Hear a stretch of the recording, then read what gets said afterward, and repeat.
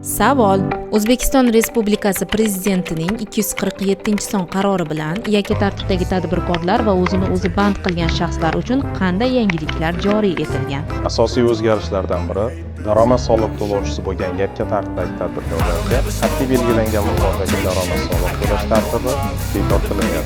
Endilikda aylanmasi 100 million so'mgacha bo'lgan yakka tartibdagi tadbirkor va o'zini o'zi band qilgan shaxslar aylanmasidan kelib chiqib 1% miqdorda aylanmadan olinadigan soliq to'lash joriy qilingan.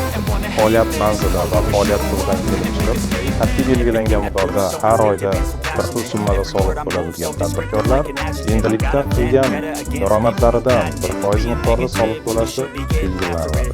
Toshkent shaharda chakana savdo faoliyati bilan shug'ullanuvchi tadbirkor har oyda qat'iy belgilangan miqdordagi daromad solig'i uchun 1 million so'm to'lagan bo'lsa, endilikda uni olgan daromadidan 1%, ya'ni bir oyda misol uchun 10 million daromad oladigan bo'lsa, 10 milliondan 1% aylanmadan olinadigan soliq to'lash 2026-yil 1-yanvardan amaliyotga joriy qilinadi.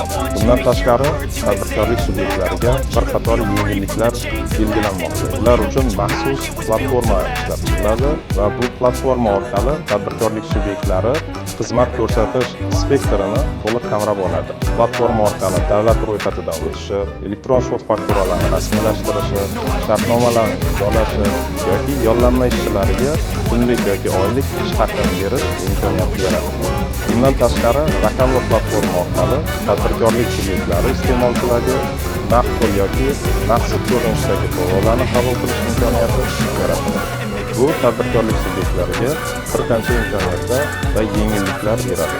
Bundan tashqari, tadbirkorlik subyektlari 2026-yil 1-yanvardan boshlab o'z xizmat ko'rsatish yoki savdo shoxobchasiga maxsus platformaning barkodi bilan jihozlash majburiyati yuklatiladi.